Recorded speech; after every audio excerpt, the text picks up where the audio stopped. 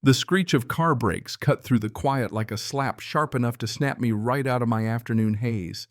I looked up from my paper and saw that same silver sedan jerk to a stop at the edge of my driveway. Out steps Karen Thompson, president of our lovely little homeowners association, her face already the color of a ripe tomato and her trusty clipboard glued to her chest like armor.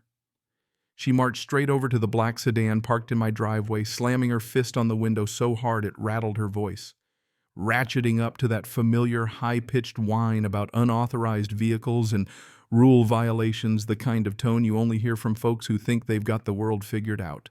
From my living room, I just watched, part dumbfounded, part annoyed, as she whipped out her phone, probably already on speed dial, for the non-emergency police line, jabbing her finger at my daughter's car, rambling about suspicious activity and threatening a citizen's arrest. She had no idea, not a clue, that the driver she was about to face down was Sarah, my daughter, and that this little HOA showdown was about to take a sharp left turn. But if you want to understand how we got here, you've got to back up a bit. My name's Robert Mitchell. I'm a 62-year-old Army vet, thought I'd finally earned some peace and quiet in the Oakwood County burbs after 30 years of service. My house, classic colonial white trim, a flag out front, had been my little piece of paradise for 8 years. I kept my grass short, hedges neat, and my mailbox painted just right. At least I thought I did before Karen got elected. See, the HOA was always more nuisance than menace, just a way to keep the neighborhood looking sharp. But after Karen took the helm, things went off the rails. She was in her late 40s with too much free time and a need to micromanage every detail. Her husband was always on the road, which left Karen to focus all her energy on improving the neighborhood, by which I mean transforming from friendly soccer mom to clipboard-wielding tyrant. The kind of woman who carries a tape measure and a binder of rules and quotes bylaws like scripture. It started small. My mailbox wasn't the right shade of black, apparently. Then my trash bins were an inch off the curb. Next, she started leaving notes about Sarah's gym bag visible through her car window, calling it an eyesore. Each month, new complaints, new citations, threats of fines if we didn't fall in line. It wasn't just me. Karen stalked the whole neighborhood, snapping pictures, scribbling in her notepad, patrolling the streets like she was prepping for war. Sarah, my daughter, moved back in after her divorce. She's 34, a decorated sheriff's deputy with more medals than Karen has shoes, and the kind of cop who actually gives a damn, always picking up the tough shifts, sticking around late to help victims, the works. She tried to play nice at first, keeping the peace, adjusting the trash bins, being neighborly. But Karen just ramped up. When Sarah started bringing her patrol car home, a requirement for on-call deputies, Karen lost it. Claimed the cruiser was a commercial vehicle and didn't fit the community aesthetic, threatening $50 a day in fines. No explanation would satisfy her. To Karen, that patrol car was an eyesore, never mind the fact it deterred actual crime. Sarah worked weird hours, sometimes nights, sometimes 12, 16-hour stretches. After long shifts, she'd pull into the driveway, sit in her car a minute to finish reports or just breathe, coming down from whatever chaos she'd just handled. Those quiet moments. That's when Karen pounced. She'd camp out by her window with binoculars, logging every minute. Sarah sat in her car, leaving notes that started out polite and slid fast into threats, accusing Sarah of loitering, disturbing the peace, even trespassing on her own property. She got other neighbors involved, too. The Johnsons across the street told me Karen had started grilling them about Sarah's hours. Mrs. Martinez next door said Karen asked her to keep an eye on us as if we were some kind of menace. The real kicker came after one brutal overnight. Sarah had just finished handling a domestic violence call that spiraled into a hostage situation, 20 hours on her feet, barely holding it together, but got everyone out safe. She rolled home at dawn, emotionally spent, just wanting a few minutes to herself before coming inside. That's when Karen struck, storming out with her clipboard, pounding on Sarah's window like she was breaking up a drug ring, screaming about rules and violations. She didn't realize Sarah was asleep in that car, sunglasses on, badge, catching the morning sun. Nor did she care. Neighbors started coming out, peeking from behind curtains. Karen was yelling so loud she probably woke up half the block. Then, believing herself some kind of law enforcement deputy, she dialed 911, reported a suspicious person in our driveway. Never mind that the person was a decorated sheriff's deputy who lived there. She tried to make a citizen's arrest, told the dispatcher Sarah might be impersonating an officer.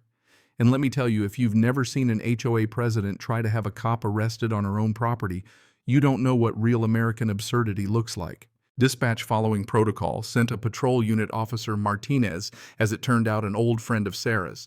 He stepped out of his car, scratching his head, taking in the spectacle, Karen waving her phone around, clipboard at the ready. Sarah emerging from her cruiser, professional as ever badge, shining name tag clear as day. Karen went from fire-breathing dragon to statue the moment she realized who she was actually up against. Martinez and Sarah stepped aside, speaking in those low, measured tones cops use. Sarah calmly laid out months of harassment, the relentless citations, the notes, the false police calls. Officer Martinez listened, jotting down details, shaking his head at the mountain of nonsense Karen had built. Meanwhile, Karen stood there, mouth open, probably calculating how it had all gone so wrong. Martinez told her as gently as possible that HOA rules are civil, not criminal, and threatening to arrest a sheriff's deputy is a fast track to real legal trouble. Sarah, tired of playing nice, told Martinez she was filing formal complaints, harassment, filing false police reports, interfering with a peace officer. Not HOA stuff, actual criminal charges. It was like a dam broke after that. The paperwork started, neighbors lined up to give statements, and within a day, a deputy showed up at Karen's door with official notice she was being charged. Not with some made-up HOA infraction, but with misdemeanors that actually mattered. The news spread like wildfire. Folks started coming out of the woodwork with their own stories.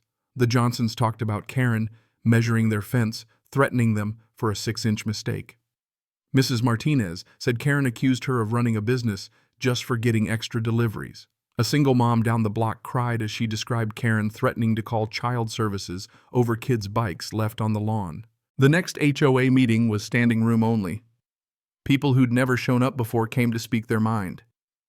Karen tried to hold order, but nobody was listening. One by one, the residents spoke, recounting story after story of petty power plays and intimidation. Board members started whispering, passing notes.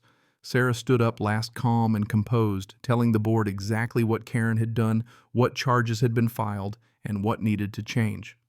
The board didn't hesitate. Unanimous vote, Karen was out. They installed an interim president, formed a committee to review her old citations, and started rolling back a ton of bogus fines. Sarah put up a new sign in our driveway a week later, reserved for sheriff, official within the rules, and you better believe Karen had to walk past it every morning on her way to the mailbox. No more clipboard, no more binoculars, no more threats. The patrol car sat there undisturbed, a real symbol of safety instead of a target. But here's the twist nobody saw coming when the sheriff's office opened a formal investigation. Things got real ugly. Detective Williams uncovered a trove of evidence. Karen had files on every house with photos, timestamps, even compliance charts. She'd installed a camera in her window recording anyone who came or went. She tracked routines when the Johnsons' daughter came home when Martinez took his walks. It was full-on surveillance, not neighborhood watch. She'd sent complaints to the county on everything from barking dogs to zoning wasting thousands of taxpayer dollars. She even tried to get Sarah investigated by the department, filing a formal complaint with fake evidence. The investigator handling that case dismissed it right away. But the nerve of it, trying to weaponize the law against a cop. Karen wound up in court, the whole neighborhood watching. The DA laid out everything, her logs, her calls, her equipment. Neighbors testified to the fear she'd spread. The judge didn't hold back, calling her actions systematic harassment and an abuse of every authority she ever claimed. Karen was convicted, stalking, harassment, filing false reports, interfering with a peace officer. She got 6 months in jail, probation, and a lifetime ban from any HOA office. She had to pay restitution, remove her cameras, hand over her files. Her husband, blindsided by the whole mess, left her and moved out. Their house sold to a young family who turned it back into a home. The new board rewrote the rules, set limits on power, created an appeals process, made sure nothing like this could ever happen again. Kids started playing out front again. Neighbors started talking. That cloud of fear lifted. Sarah's career didn't suffer. If anything, she was promoted for how she handled things, and her story is now used in law enforcement training.